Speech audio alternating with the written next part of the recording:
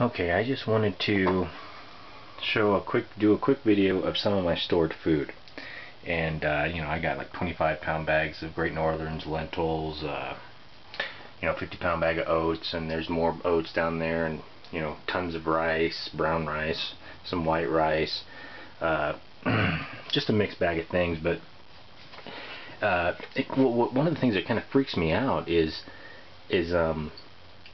when I go and buy this stuff. I live in a town of like 70,000 people. I live on the outside, I live in the county, but at this little farmer's market, they're always like, oh, what's this, when I buy like a big bag of rolled oats or something like that, which tells me that nobody else is buying this stuff, and that means nobody's preparing. And it's really messed up, because you know, I remember as a kid living in South Texas, a hurricane would come, and almost every single time people would go into panic mode and wipe out the grocery stores. It was like some kind of apocalyptic scene. It was amazing to see. But every time it's like, why don't people prepare? Why don't people? And they just never did. You know, every time this hurricane would happen and they board up your windows, you know, you're gonna have to stay in your house for like 3 days. You know, 3 freaking days, and people will go into a panic state. It's people, if we do experience a catastrophe or a depression or a collapse or some kind of emergency, why put yourself in the position of not having a week's worth of food, 2 weeks worth of food?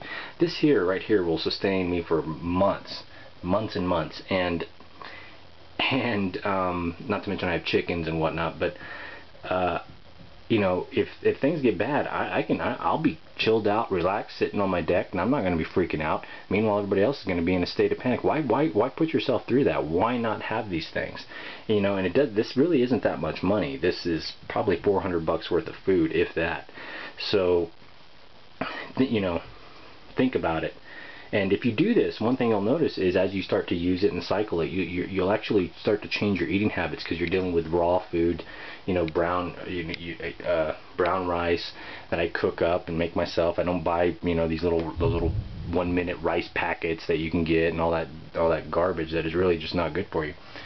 But you know, come on, people, this freaks me out that you know, in a town of thousands of people, in this little bitty farmer's market that I go to, I'm like one of the only people buying, you know, storing up food.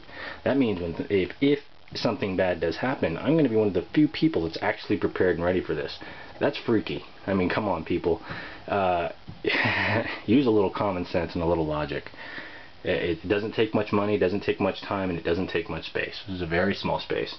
And but this right here it creates a lot of tranquility in me, and it prepares me and my family for, you know, rough times. I'm ready. You know, I'm granted I would like to have a lot more, but you know, I can get by on this. So you need to start thinking about these things. This is, you know, get real, people. You know, break your domestication.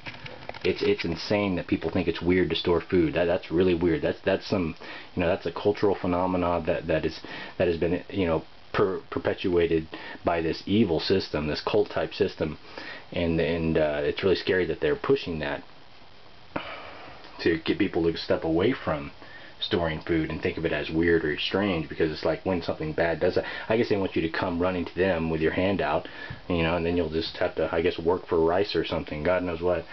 But you know, store food. It's real easy. Go to your farmer's market, start buying bulk foods. It's really cheap. It's a lot cheaper than going to the grocery store. You will save hundreds of dollars, and if rough times come, you won't be in a panic state of mind.